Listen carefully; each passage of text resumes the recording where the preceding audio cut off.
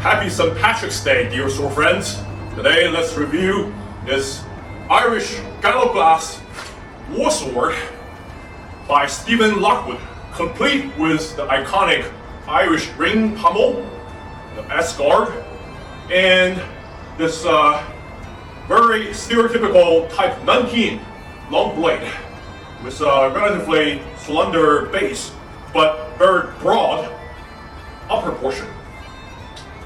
So this kind of two-handed war swords were famed to be used by Irish elite mercenaries called Gallowglass. It was an amalgamation of two Gaelic words. Gall means foreign, Ogla means young men. So they were the descendants of North Scottish warriors migrated to ancient Ireland. There were many clans of these warriors serving under different Irish chieftains. They were known for their stature and often lack of compassion, but also their prowess in martial capacities and their undying loyalty to their employers. Gallowglass captains were often hired as chieftains' personal military advisors, and they are a determining factor in the clan warfares in Ireland. And this two-handed ring-pommel sword is among the armament of the Gallowglass heavy infantries, who usually take two-handed weapons such as a two-handed hewing axe descended from Nordic day axes, and the two-handed sword used by itself without any shield, because the Gallowglass warriors were clad in heavy mail hauberk and protected usually by a burgundy helmet, contrasted to the native Irish light infantry called the Kern, who fulfill the roles of light infantry skirmishers that are protected by nothing more than clothing, and they usually fought barefooted. You can imagine a formidable cutting tool as this Irish warsword could do to these unarmored opponents. The choice of armor reflects their emphasis on mobility and maneuverability over protection, but also the reality that plate armor was not prevalent in Irish clan warfare. First, let's take a look at the cutting footage and see how quickly this warsword can dispatch some light targets.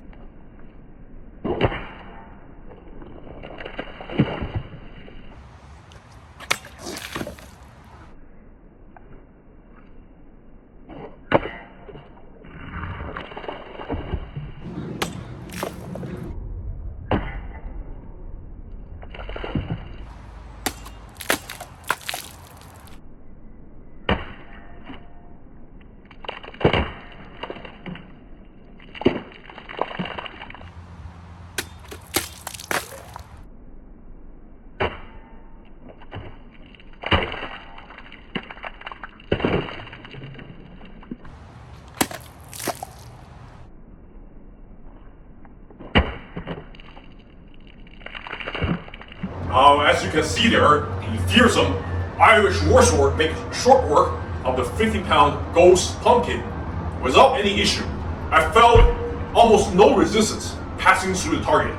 Now contrast this to a thrust-oriented English longsword from the same period. We can see that the English longsword favors thrust over cutting, and they had some trouble going through even a much smaller pumpkin, whereas this broad-bladed warsword has a very thin cutting portion. Like I mentioned earlier in my review of the Oakeshott Type 19 army sword, this Irish longsword has a very unique blade. The Oakeshott Type 19 usually feature a slender blade at the base, but doesn't taper much along its long blade, usually resulting in a rather broad section on the top. And they famously have this ricasso at the base with some decorative grooves. On this one, some concave geometry. Of course, when you don't have a profile taper, you mostly rely on the distal taper for the mass distribution. So on the upper portion, it's rather light compared to the base.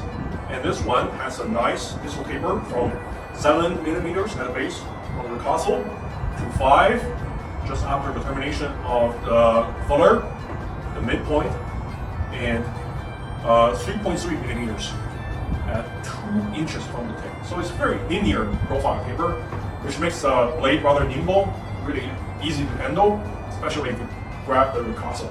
Now the Oakeshott Type 19 blades is a callback to earlier medieval times, such as the late 13th and 14th century, where these great swords of war, such as this Albion Baron here, dominated the battlefield with two-handed grip and a very large and broad blade.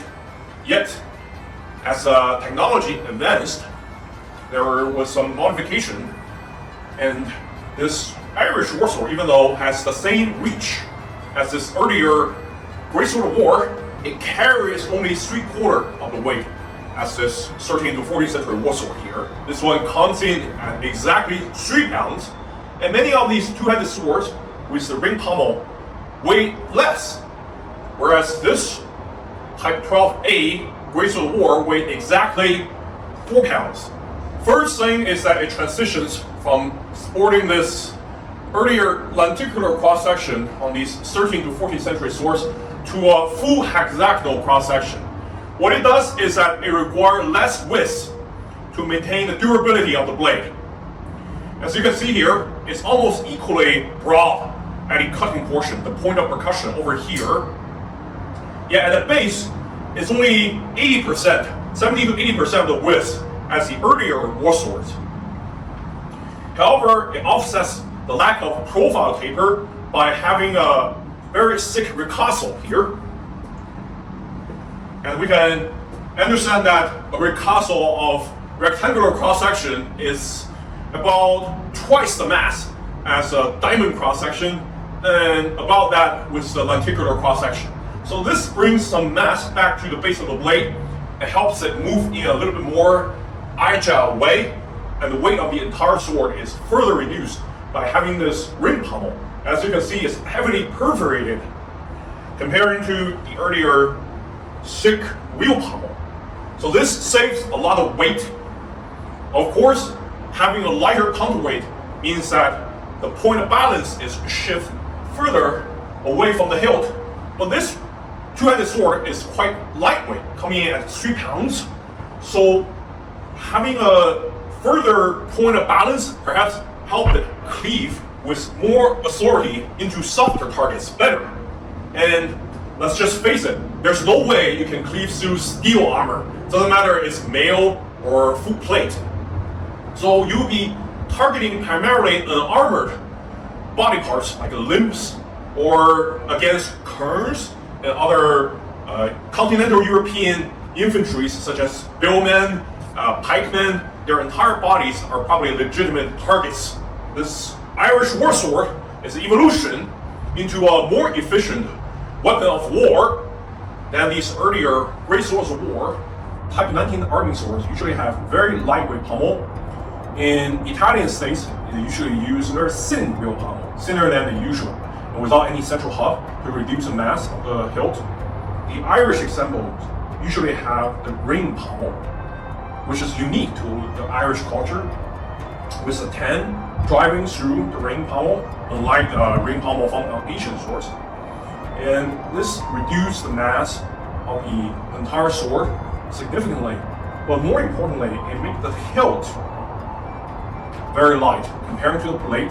So without significant amount of counterweight on the pommel at the end of this lever, the blade is quite forward balanced at 6¼ inch from the hilt.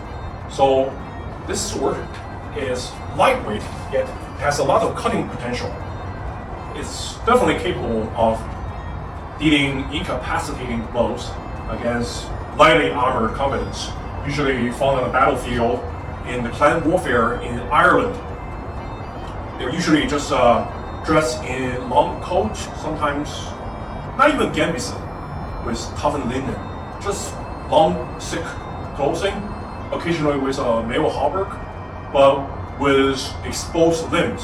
So those are some areas to be targeted by cutting, as cutting has a great potential of incapacitate a combatant or adversary by wounding their limbs significantly, disabling them, rather than thrusting will be more lethal, but it takes some time to take effects, especially when combatants are adrenaline filled on the battlefield.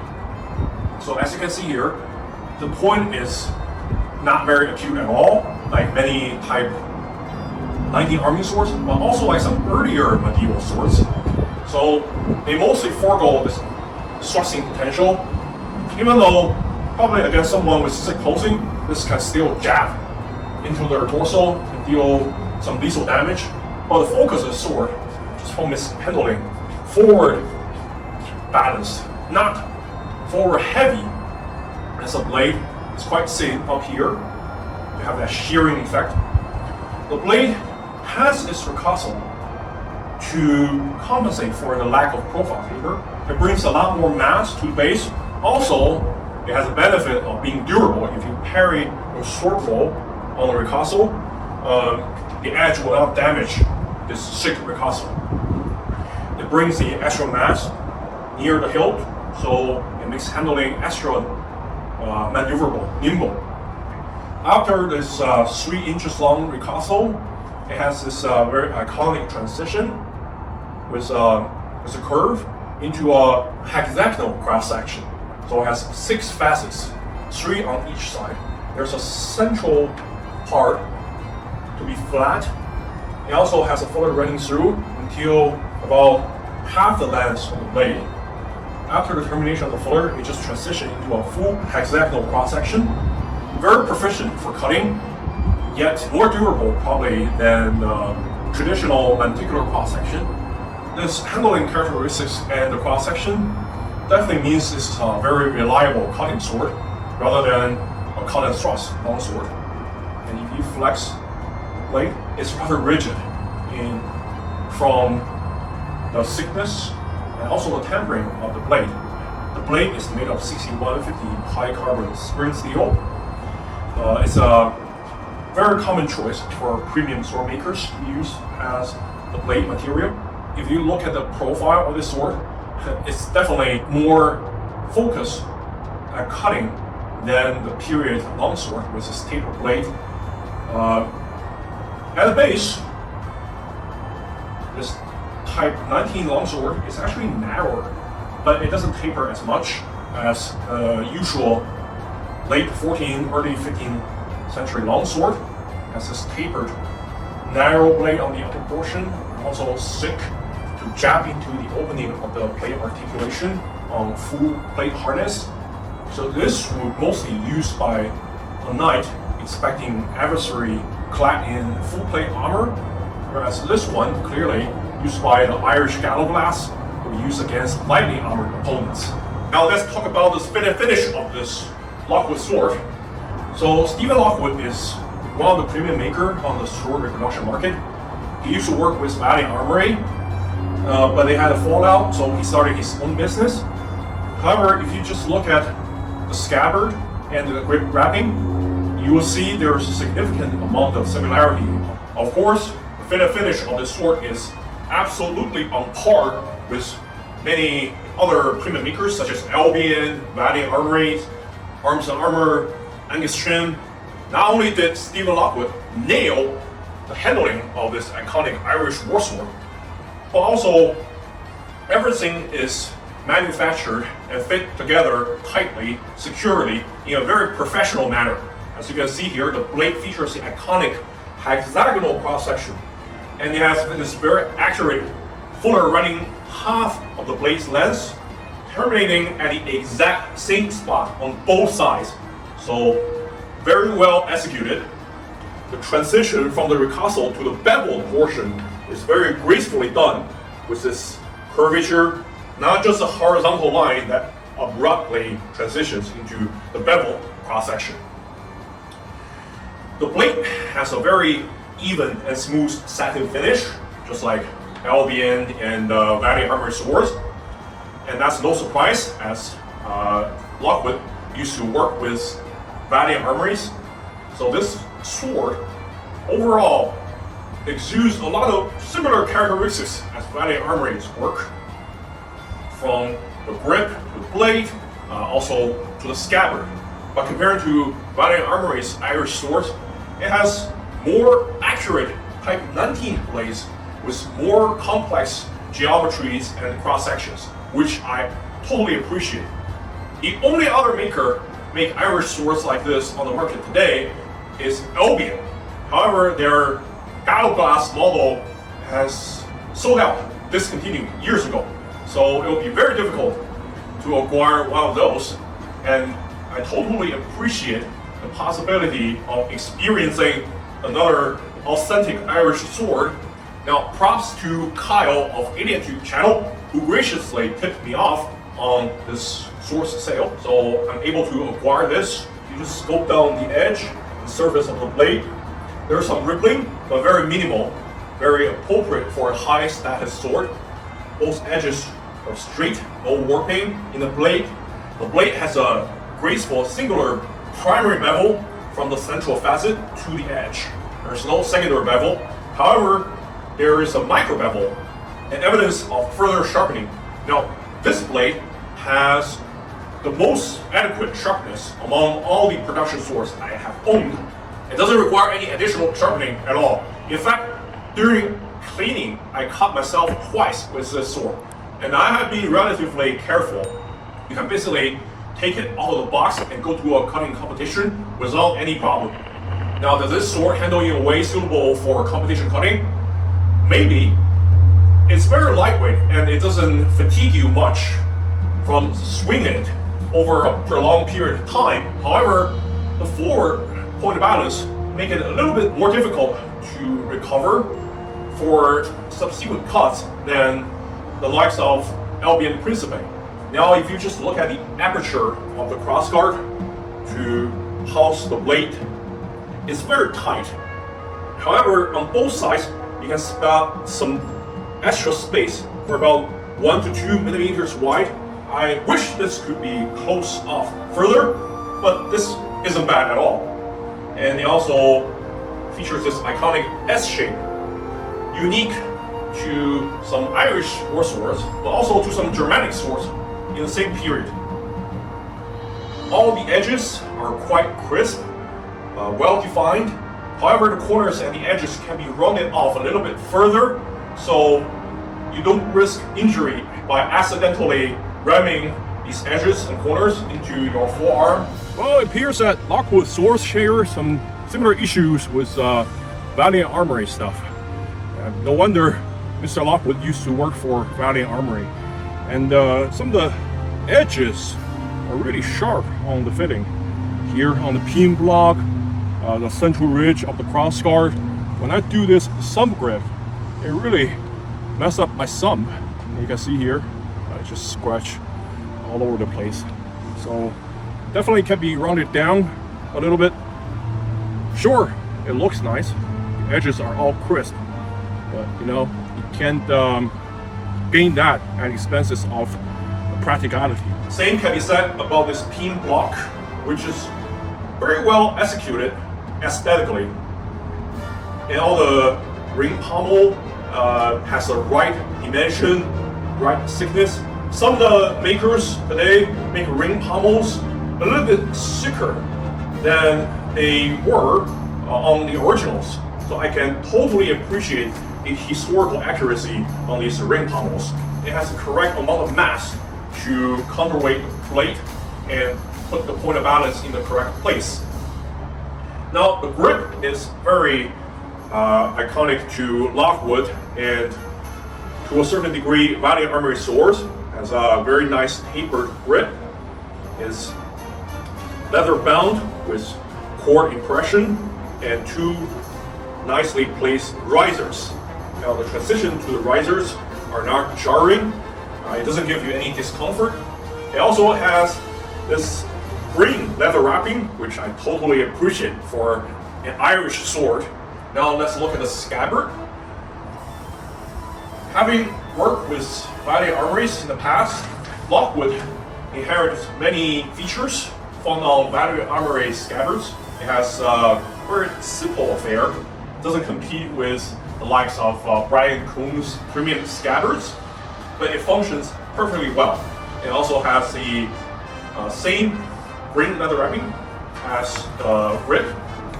The mouth of the scabbard houses this unique central ridge of the crossguard. Well, it's very flush.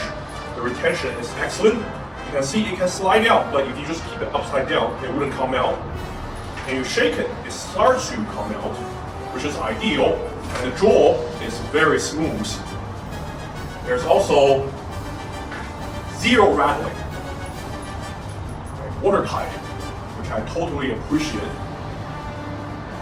Now it has risers to mirror the short footer on the Type 19 blade. Also has a rather simple steel shape, but it's also blackened, just as hill fittings to prevent corrosion. I really like this feature, and it has a cutout on the shape to make it not overly simple. Overall, it's just a very elegant package, well put together, well manufactured, and I can totally endorse this product. Hope you enjoy your St. Patrick's Day, sword friends.